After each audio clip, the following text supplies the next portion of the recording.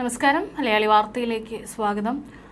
ഇന്ത്യക്ക് ചുറ്റും ശത്രു രാജ്യങ്ങളുടെ കടന്നുകയറ്റം ഇപ്പോൾ വലിയ രീതിയിൽ വർദ്ധിച്ചിരിക്കുകയാണ്.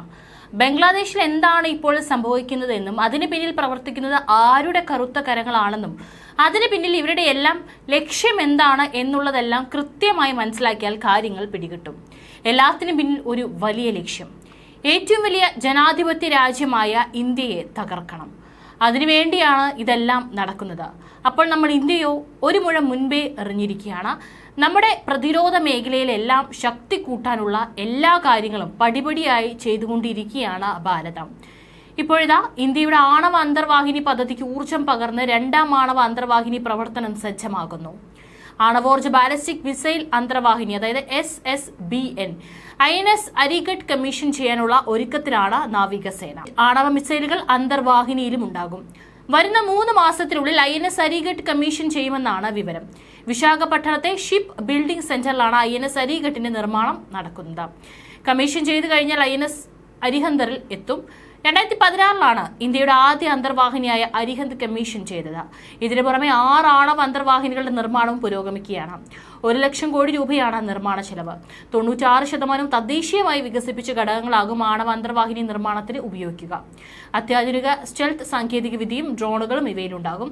പാകിസ്ഥാനെയും ചൈനയുടെയും വെല്ലുവിളികൾ നേരിടാൻ കൂടുതൽ അന്തർവാഹിനികൾ നിർമ്മിക്കേണ്ടതുണ്ടെന്നും വിദഗ്ധർ വ്യക്തമാക്കുന്നു. 3ാമത്തെ ആണവ അന്തർവാഹിനിയായ അരിധമൻ അടുത്ത വർഷം കമ്മീഷൻ ചെയ്യും. ഇന്ത്യയുടെ നാവിക യുദ്ധശേഷിയിൽ വിപ്ലവം സൃഷ്ടിക്കാൻ ഇവയ്ക്ക് സാധിക്കുമെന്ന് തീർച്ച. അതുമാത്രമല്ല, ഇന്ത്യക്ക് കരുത്തേകാൻ യുദ്ധവിമാനമായ ലൈറ്റ് കോമ്പാക്ട് എയർക്രാഫ്റ്റായ മാർക്ക് 2 യുദ്ധവിമാനങ്ങൾ 2026 മാർച്ചോടെ പറക്കൽ ആരംഭിക്കുമെന്നും റിപ്പോർട്ട്. 2029 മുതൽ വൻതോതിലുള്ള വാണിജ്യ ഉൽപ്പാദനം ആരംഭിക്കുമെന്നും റിപ്പോർട്ടിലുണ്ട്. ഇന്ത്യയുടെ വ്യോമ പ്രതിരോധ ശേഷി വർദ്ധിപ്പിക്കാനുള്ള ശ്രമങ്ങളിൽ ഒന്നാണിത്. അമേരിക്കയിലെ ജനറൽ ഇലക്ട്രിക് കമ്പനിയിൽ നിർമ്മിച്ച എഞ്ചിനുകളാണ് ലൈറ്റ് കോമ്പാക്ട് യുദ്ധവിമാനങ്ങളിൽ ഉപയോഗിക്കുന്നത്.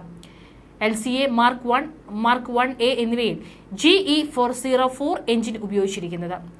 LCA മാർക്ക് 2 ഘടിപ്പിക്കുന്ന GE414 എഞ്ചിൻ തദ്ദേശീയമായി ഇന്ത്യയിൽ നിർമ്മിക്കും. നിലവിലുള്ള മിറാഷ് 2000, ജാഗ്വർ, MiG-29 വിമാനങ്ങൾക്ക് പകരമായാവും LCA മാർക്ക് 2 അവതരിപ്പിക്കുക. ഇന്ത്യയുടെ 10 മുതൽ 15 വർഷത്തിനുള്ളിൽ 250-ലധികം വിമാനങ്ങൾ വിന്യസിക്കുമെന്നാണ് റിപ്പോർട്ട്. തദ്ദേശീയ ഫൈറ്റർ എയർക്രാഫ്റ്റ് ശക്തിപ്പെടുത്തുന്നതിനായി പ്രതിരോധ ഗവേഷണ വികസന സംഘടനയും വ്യോമസേനയും കഴിഞ്ഞ ആഴ്ച ഒരു യോഗം ചേർന്നിരുന്നു. വ്യോമസേന ഉപമേധാവി എയർ മാർഷൽ അശുതോഷ് ദീക്ഷിത് എന്നിവരാണ് യോഗത്തിന് നേതൃത്വം നൽകിയത്.